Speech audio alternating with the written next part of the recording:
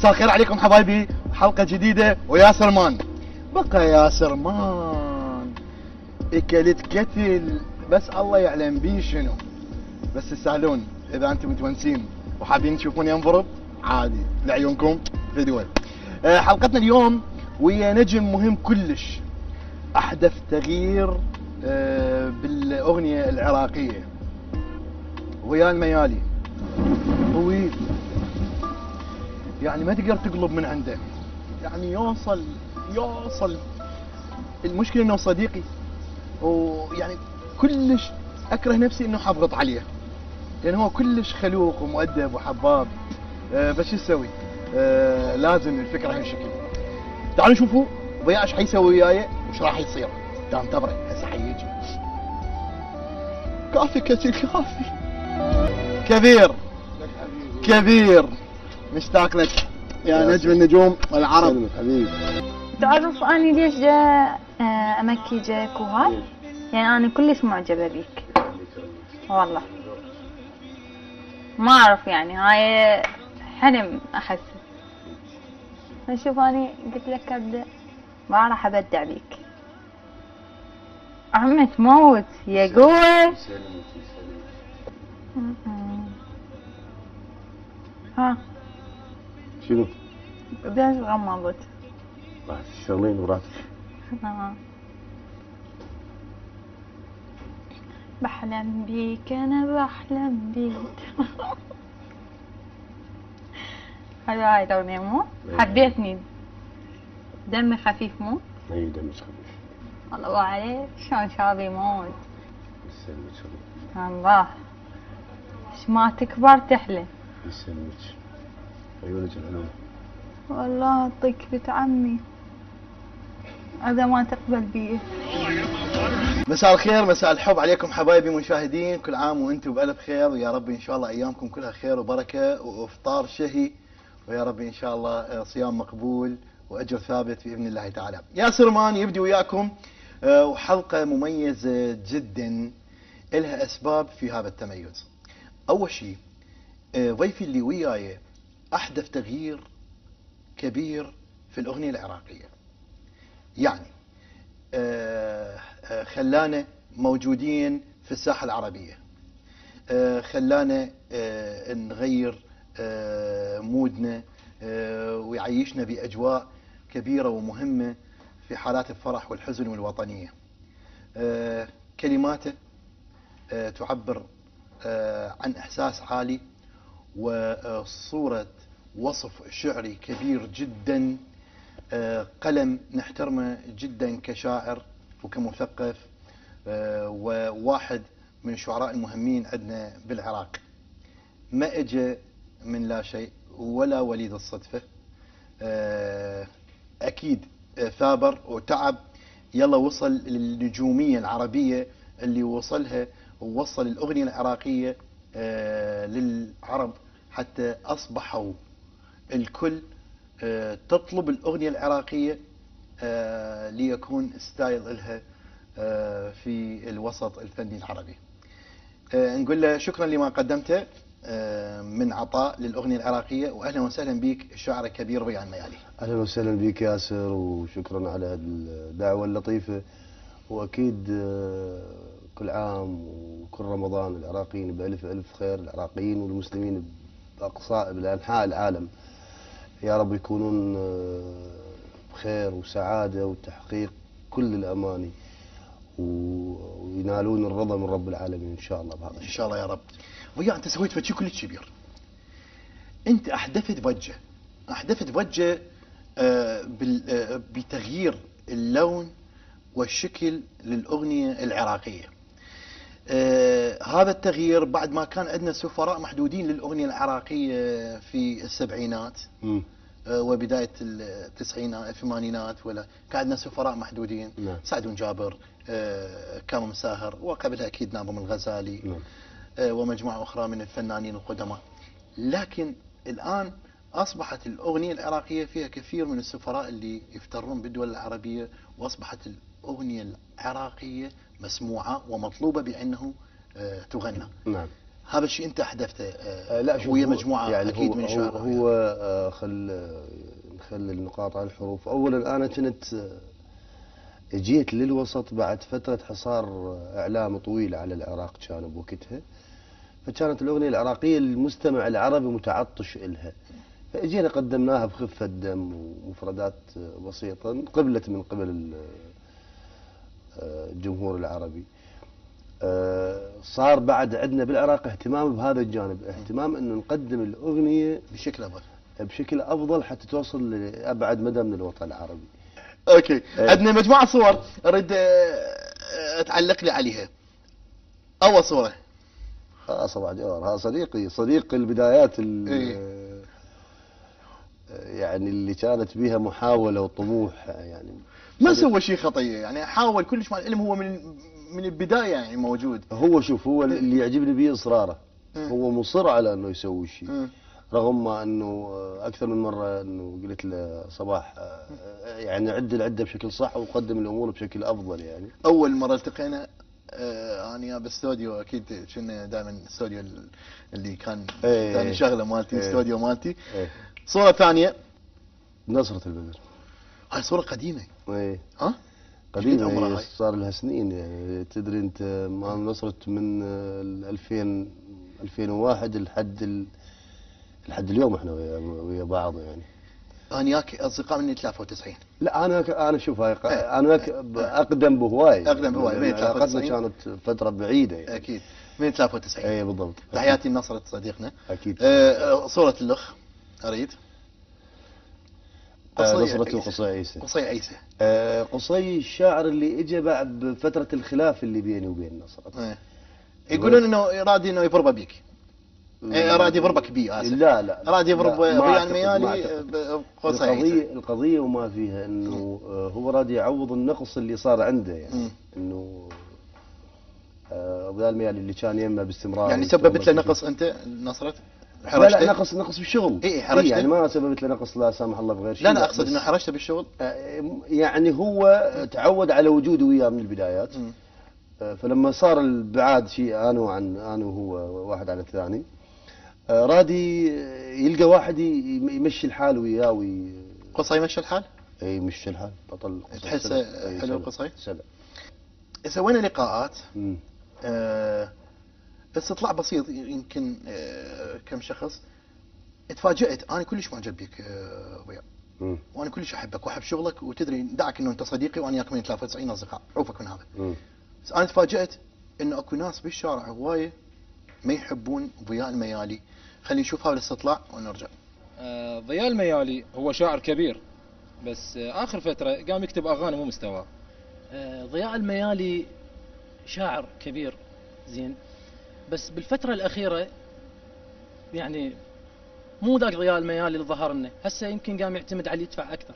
ضياء الميالي هو شاعر كبير، لكن هواي بدا يكرر نفسه بالاغاني وما بقت عنده الصوره الحلوه. انا تفاجأت بهالاراء انه انت بما معناه مخلص بالفتره الاخيره، خلصت ما عندك شيء تقدمه، انه انت انتهيت. هذا راي الناس طبعا مو رايي، انا تعرف انه رايي بيك شنو. نعم. يعني اعتبرني كناقل بالصوره. نعم. انه اكو يقولون انه ضياء خلص كل شيء ما عنده، وقام يكرر نفسه وما عنده شيء مثل ما طلع بالبدايه. يعني شلون واحد كان عنده شيء وخلصه؟ شوف، بس اريد اوصل فكره.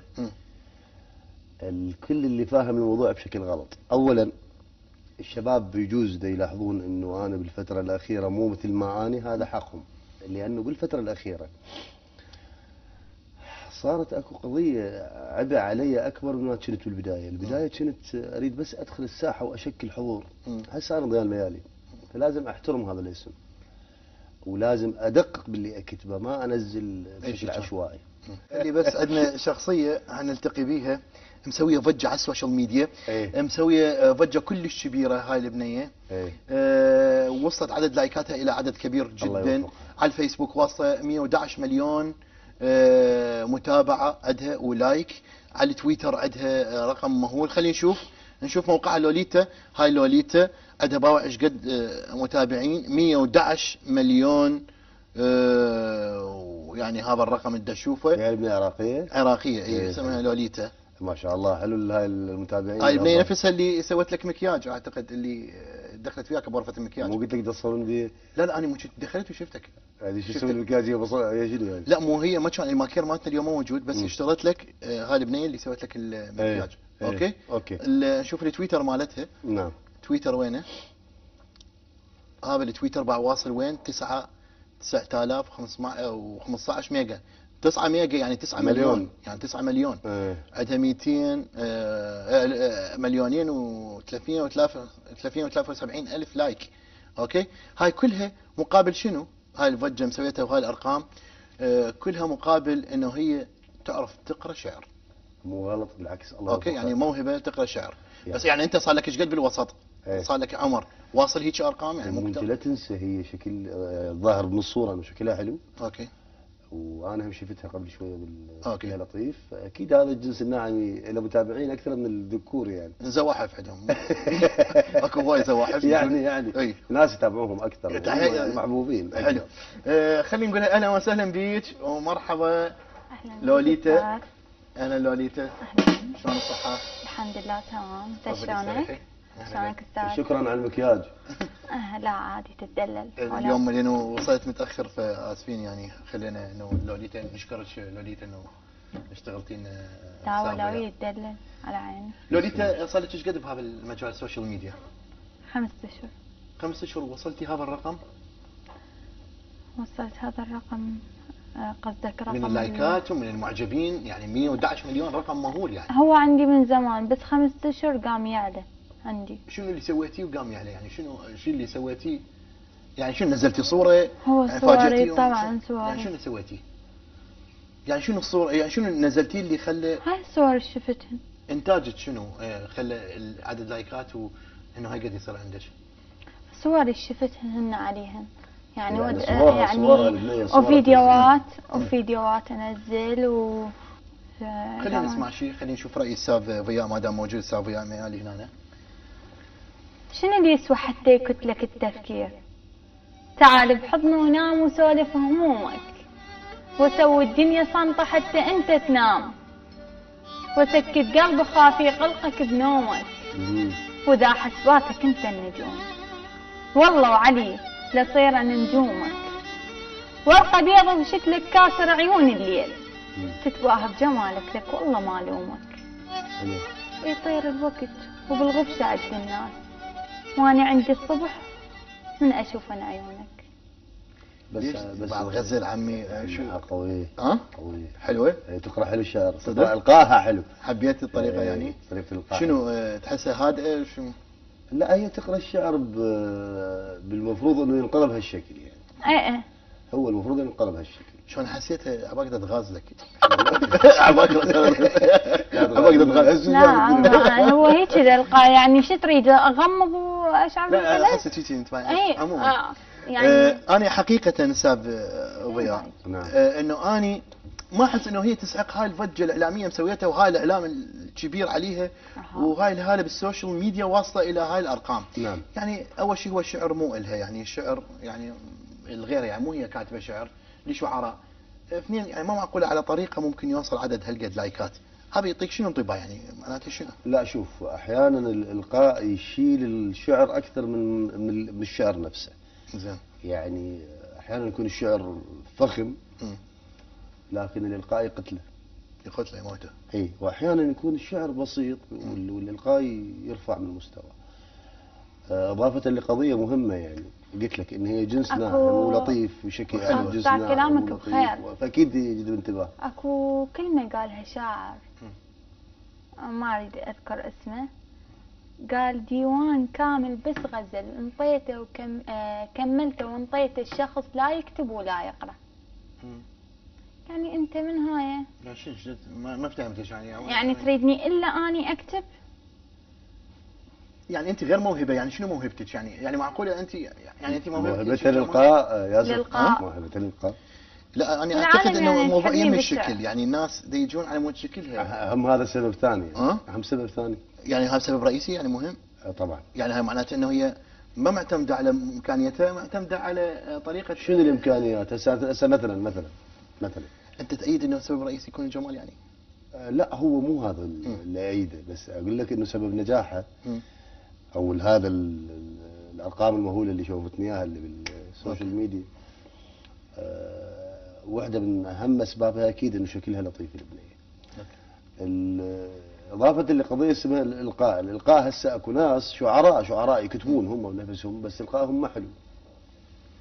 فهذا ما ادري، ما اعرف ليش ما مؤمن انه يعني هاي فشي كلش مبالغه. هذا يعطينا انطباع انه الناس اللي دي يدخلون على السوشيال ميديا اعمار معينه دي يجذبهم اشياء. هذا اكو ناس هوايه عندها عطاء، وناس هوايه عندها امكانيات، وهوايه ناس عندها مواهب دي يقودهم فقط الجمال والاغراء اللي انت تسويه بطريقه شعرك، انه انت اكو اغراء. يعني انت جمالك هو يعني سبب شهرتك مو اكثر. بالعكس أنا مو ذاك الجمال، اوكي. بس عندي قلب طيب ومحبوبة. انا اريد اساعد موهبه، مو موهبتها أساعد. لا الإلقاء. يمكن يجوز انصدم من يمي من البارحة لما جيت وياي بالتليفون، ما أدري شنو؟ يعني شنو صدمت؟ شنو؟ من انصدم منو؟ يجوز انصدمت انت من يمي وتطلعها هسه، بس بس دقيقة القاط مالتك متوقف. دقيقة بس دقيقة. شنو التليفون؟ يعني من دقيت علي بالوحدة بالليل هي أو انا تدري. بدك اوردر بالوحدة بالليل، داق اشتغل. اكو واحد يدق اوردر بالوحدة بالليل على بنت ناس وبنت عالم وابوها قاعد وامها قاعدة، شو يريد منك زين هذا؟ انا ايش حكيت وياك؟ هذا حياتي عمري. يعني هاي مثل يعني انت ضايج من يمي من اول ما طبيت من هاي الشغله، انت هسه ثبتت لي. وقف التصوير هو. اوكي خلينا نحكي زين. مثل ما هو. إيه، انا ثبتت عادي لي والله. خابرته عمود انه انا يعني دا انطيها اوردر بس دقيقة. أنت؟ بس عندك بس خليني اركب. بس اسمح لي تاج راسي، بس اسمح لي. استاذ ضياء، عندك برنامج ويا ضيف بس ما تعرفه، يعني انت يعني عرفت استدعيته وتريد تجيبه، ايه تدق عليه الساعة بيش؟ اذا اعرفه يقعد يبقى لا اذا تعرفه هاي انت قلتها. ايه اذا اعرفه. اذا تعرفه، لكن اذا ما اعرفه اخابره باوقات ممكن انه يكون طبيعيه يعني. تخابره بالتسعة عادي، أي تخابره بالثمانية عادي، ايه صح. يعني بالعشرة يعني عادي، ثاني بس اتصالي بالعشرة بالوحدة. ب12 وبالوحدة انت ليش بالوحدة ها؟ ليش تتصل عليه؟ لا عادي. بالوحدة واسمع صوت اغاني، عادي. الله. صوت ها؟ بس اسمعي، عادي وياه. بس لا، اسمع لا انا صوت اغاني. الله الله الله وياك. لا اسمع بس دقيقة بس لا تسفهين الامور والله. رجعا، لا تسفهين الامور. اني كلش موضوع لان أنا ولد ما واقفين. لا اسمعي، ولد أنسى واقفين الأمور. سيفهمون بس الموضوع غلط. أنت لا يفهمون الموضوع غلط، كل ما دا اتحارش بيك انا ما كنت اتحارش بيك. خابرت الوحده حياتي بيا ساعات وأمي يعني دايما خابره تتحارش. جاني الاوردر يلا. يعني متاخر، قالوا لي باكر تصور بشكل متاخر. خابرتها قلت لها حاضر روح انت بنيه وراك مكياج وراك شعر وراك هيجي. مو حكيت ياك هذا الحكي وش حكيت؟ هاني حياتي وحبيبي وروحي. يلا اوكي يلا نرجع. أنا حقيقة يعني مو كلش متقبل فكرة إنه وجودك بهاي الهالة الكبيرة. أشكر وجودك بيناتنا، وأتمنى إنه مرة ثانية تهتمين بفنك، ما تهتمين بموهبتك. اهتمي بموهبتك، لا تهتمين بشكلك. اهتمي إنه تطورين موهبتك أكثر ما تطورين شكلك ومكياجك انت شو كله أوكي. ماخذني حاصل فاصل. شكلي هو خلاك تزحف لي اصلا انت. لا احترمي نفسك. لا اخ قوي. دقيقة. لا احترمي نفسك، وانت قاعدين ناس محترمة، واحترمي نفسك اوكي. احترمي نفسك. يعني هسه من البدء. الله اكبر، من البدء. استاذ ضياء من البدء. والله هو الموضوع صار مشترك يعني، بس هو مشترك؟ اللي ركز ليش؟ بالحالة. هو اللي ركز بالحالة. يا ايش طيت يعني بيه يا اخوي دقيقة. لا هو اللي ركز بالحالة. ليش؟ لا لأنه طيت بيه. يعني ما تم موضوع لا يا حبيبي انه موهبتك بالالقاء. لا ضياء مو انا اكو شغلات انا عليها على السوشيال ميديا، انت صطيت بيه ايش فيك؟ ما طيت بيك انا. لا، انا طيت اقول انه انت ركزت. ويا انطبيك. نسيت هسه الموضوع. رجل. هو انت يلا هسه انت مو زين، انت مو زين قاعده يمنا هسه وجايبك ودازك هنا مو زين. ها؟ حكاية حق، ليش تقول انطبية؟ لا يلا كافي هسه. ساب حستغنى عن الفقره مالتها. شنو تستغنى عن الفقرة مالتي؟ يلا تفضلي. على كيفك ياسر. انت على وين جبتني هنا؟ يلا هسه مو زين قاعد كم ناس محترمه وهيك. يلا هسه يلا عاد انت منو؟ هسه بلي هالحكي. انت منو؟ احترمي نفسك وتفضلي. انت اشوفك فد واحد يمكن يلا هيك اصير مخابله مثلي المخابله بس طافود التلفزيون. يلا يلا اوكي يلا. شنو هذا يلا، طالع يلا، قبالي؟ يلا تفضلي. ما اطلع اني، ليش جبتوني هنا وتعبتوني يلا ما اطلع. شو تريد اطلعي تضربني؟ تفضلي. ما اطلع. يلا تفضلي رجعنا وخر. ما بدي احكي حكي ما حلو. وخر لا اضربك. يلا تفضلي. وخر توخر وخر يلا. وخر. لوليتا عيني. جايبي لي واحد لوليتا عضلات. عيني. ما اطلع تفضلي طلعي. ما اطلع تفضلي طلعي يلا. ما اطلع. يلا تفضلي. يلا ما اطلع. يلا. هو انتم مو هم واحد يقعد يمكم؟ مع الاسف عليكم والله ما نسرقك بالتليفون. بس ما خلطت بين يعني ما اعطيتها من جو انت كبرت راسها بيا والله العظيم. شنو كبر راسي؟ يلا تفضل طلعي برا كل يلا. شيء اضربه بيه. هو هذا همين؟ هسه دي تطلعي بس طلعوها. انت فد واحد طلعي برا. اطلع انت غلطتي علي وعلى ضياء. اوكي هذا دافع لك وما ادري شنو. وين دافع لي؟ وين الموضوع؟ لا دافع لك يوخر وحكي انت. وياك باحترام. انت حكيتي هذا الحكي قلت اثنيناتكم مو محترمين. تفضلي طلعي برا يلا. انت مو محترم. يلا تفضلي يلا. يلا وخر. ويا شو ما اني الا اسوي يعني لي يعني الله عقيل. يخليك بس خلينا نكمل الشغل. الله يخليك وراي شغل انا. يلا يلا يعني على اذنك اذا تسمحين. يلا. خلينا نخلص شغلنا ونروح. الله يخليك. يعني كلكم صرتوا علي؟ خليك من البرنامج اذا بدك تحكي ويا البرنامج. يا ما اطلع. يلا شو تريد تضربني مثلا لو تطلعني جباري؟ ما خلي اطلع. اطلع اني خلي اخلص انا من هالموضوع انت والله هذا. انت سويت هسه. لا لا يا والله أخي، العظيم. لا. والله مو وياك وحش سويت. هذا. انا صار لي لا، ساعه وياك جاي معك. على مود طفله جاي تغلط علي. طفلة؟ ما يصير يا اخي. ليش ما يصير طفله؟ والله ما يصير. انتوا يعني انت الاطفال. جايبني مقعدني يم وحده تقول عنه مو محترم. انا حكيت وياه انا خدمته حكيت عنه انه هي عندها موهبه وعندها كذا وترد علي هذا الرد. يا اخي هذا انت كبرت راسها وياك. مو شغل هذا. انتوا يا تشتغلون صح يا تعرفون الشغل يا اخي. الله يخليك. احنا مو ما جهال. لا باور. بس اعرف احكي شويه. انا اعرف احكي. الله يخليك. انت ما اللي ما تعرف تتصرف. لا، أبو جبتنا ياهل. على برنامج وانت هاي اداره البرنامج يعني ما عرفت تدير البرنامج يا اخي. الله يخليك. لا ابو ياهل. بابا عدل اسلوبكم عدل اسلوبكم. يلا طلعي برا. انت طالعة أنا. حكي حبيبي كبرت انا راسك. حكيت عدل انا أسلوبكم حكيت وشلون من باب انطيت بيه. من باب انه هي انا ما انطيت بيك. لا انطيت بيه. انا زحفت لها قلت انت. لا حبيبي. الله زحفت لها يخليك. أبو ياهل. انا اي زحفت لها. لا تضحكني. لا، شوف أبو ياهل حبيبي، زعلت الله لها. يخليك الله يخليك. اولا والله كنت اذا انت مو قد الموضوع ليش تسوي؟ لا احترم نفسك. لا اخي لا والله لا لا. احترم شلون تحكي. عرف يا اخي والله انت ما تعرف تحكي. لا اعرف شلون تحكي وياك. انت تحكي عدل. انت تحكي عدل وياك. احكي عدل. يا معودين هاي خل اروح. تعال تعال وياك. تعال تحكي. ما يصير هيك. تعال شو تعيط؟ ما يصير. انت منو دا تعيط؟ وياي مو زين. انت منو تحكي هاي؟ انت منو انت مو زين انا جايبك. زين مسوي فضل علي انت حضرتك؟ اي مسوي أنا فضل ما عليك. اريده.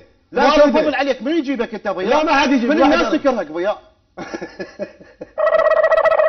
لا الحرامي مال اوكي انا حرامي. انت محمد الحين الطاي مو يقول انت بايق النص مالته وبايق الاغنيه مالته. محمد كلامه صحيح. انا اللي حرامي. اي اوكي لا شنو هاي؟ يا حبيبي اسكت هسه ما اريد اسوي وياك لقاء. يلا طو فلوسه. اللقاء ما اريده. طو فلوسه يلا خلصونا. جاي جدي منك انا اخي. شنو يعطي فلوسك؟ عندك اجور. اخي لا تحكيش بالطريقه هاي. لا اعطي. لا تحكي بالطريقه. لا بفلوسك حبيبي. لا ما جاي بفلوسك. لا بفلوسك جاي. روح انا جيت لان انت صديقي بس انت طلعت ما تساوي هاي الصداقه. لا مع الاسف والله. هسه صديقك ما انطيت عليك. بيه قدام بنيه عمود بنيه انطيت بيه. انا شنو طلعت بيك؟ انطيت بيه عمود بنيه. بنيه قاعده اقول لك موهبه وخطيه يعني ممكن تلقي القصيده بشكل زين ولانه بنيه شكلها لطيف. ما قلت انا زحفت لها انطيت بيه. أنا والله العظيم انطيت بيه وملخت انا روحك. زحفت لها لو انت مرغلت مخبر الساعه روحك. 1 بالليل تقولها عمري وحياتي. مرغلت روحك انت. والله مرغلت. أخي. اي والله. لا يا ابي والله. ياسر هذا اخر لقاء بيناتنا وبعد يلا ما حبيبي، اجيك يلا. باي لقاء. انطوا فلوس يلا انطوا فلوس. لك هذا عبد الحكي هذا. يلا يلا والله. لا تحكي هاي بهالطريقه يا ياسر. يلا لا تحكي بهالطريقه. يلا حبيبي لا يلا. تحكي اتهم. ايدك شوف بس. ودمك. بس ايدك. شوف ودمك. ايدك. بس من لا تحكي هيك. آه. لا تحكي هيك بتعمل لا. شلون بربس شلون بربس فلش وجه. روح معود تضربني. روح الله يخليك. والله فلش وجهك كان تدري وياه. استاذ دزام لك عليك. بابا درع. لا شو تسوي لي؟ لك كيف كافي محترم ضياء دزام عليك. افلشك لا افلشك كتله كتله لا استاذ لا. كتله من حبيبي. من استاذ دزام هو عليك. يصير استاذ. من افتني. هسه كتله لك هو. بابا روح. ضعيف حبيبي. دزام عليك استاذ خلاص محترم. سخر الله يا رب. خوشيه صار لي هم هذول الشعراء خوشيه. خوش ايه. انت مقدم برامج. يلا يلا يلا يلا لك يلا استاذ. لا تعيط دزام خرب. عليك استاذ. يلا استغفر الله يا رب. يلا بسرعه مع الأسف مشينا والله. يلا. والله مع الاسف جيت انت اجي لك هاي سوات القدر. هاي سوات القدر خلتني اجي يمك. يلا سواء قدر صار شعر براسي. هو كله بوق غير بوق هو. لك يلا يلا يلا خوشي. الله يا رب. دسكت عاد لا اكسر راسك. انت تكسر راسي من انت؟ لك دسكت عاد. انت تكسر راسي انت اكبر فارغ. شلون؟ اكبر فارغ. عفا خليني اشوف شو يسوي. عفا بس طول هذا. بس طول. والله حتى قح قام يقح. والله غير اسمه. لك استغفر الله يا رب. يلا شوف شو تسوي يلا. شو تسوي؟ ياسر ها شوف. انت مو قدها. يعني شو مو قدها؟ انت مو قدها. يعني شو مو قدها؟ لا انت مو قدها. بس خليني مو قدها انت مو قدها. نزل ايدك. لك مو قدها. بدك تنزل ايدك. لك دسكت عاد. انك تنزل ايدك لا افلش وجهك افلش ابو محمد. دسكت عاد. شو تسوي لي يعني؟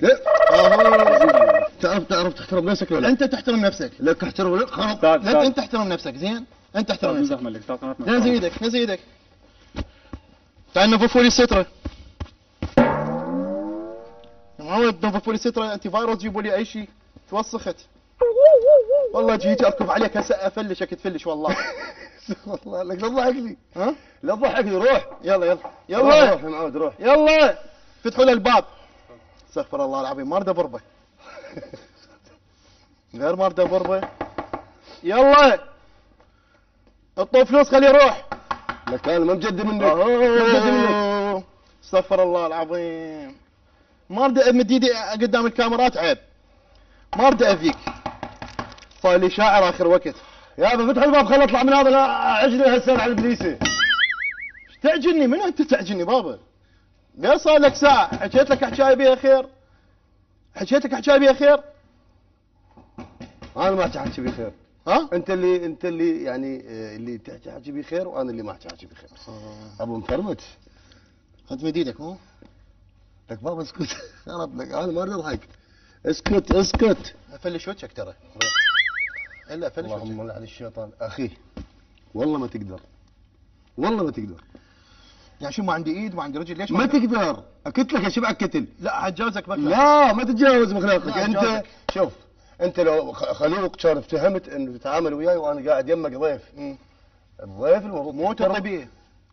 لك شو طيت بك؟ ايش قلت عنك؟ طيت بيك زاحف. طيت بيه غير طيت بيه. إيه. لك اسكت ابني. غير ما هو تتهرب. اسكت انا ما اشوفه بعيني والله ما اشوفه بعيني. ما هو تتهرب حكي معود.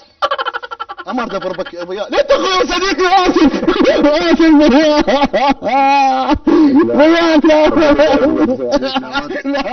لا صار لك ساعه. ابو يا عادل حبيبي. وين النبي كان يركب يا ابو يا. صفقه ابو يا صفقه ابو يا الميالي الكبير.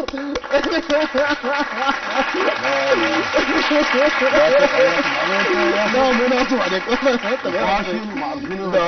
اذا كله محترم احترم نفسك. لا معلش ابو يا انت من نزعتني ما برشم دزيت تضربني عجل. انت تسرق عيونك. طبعا حبايبي المشاهدين انه ابو يا كلش حلوم وكلش مؤدب. يعني ايش قد شفت بطنه حليم هذا جبن. حليم زين حليم جدا وجدا خلوق. حاولت هوايه اشوف بطنه ما يفيد. اخوي وصديقي كل الكلام اللي قلته هو مو بحقك.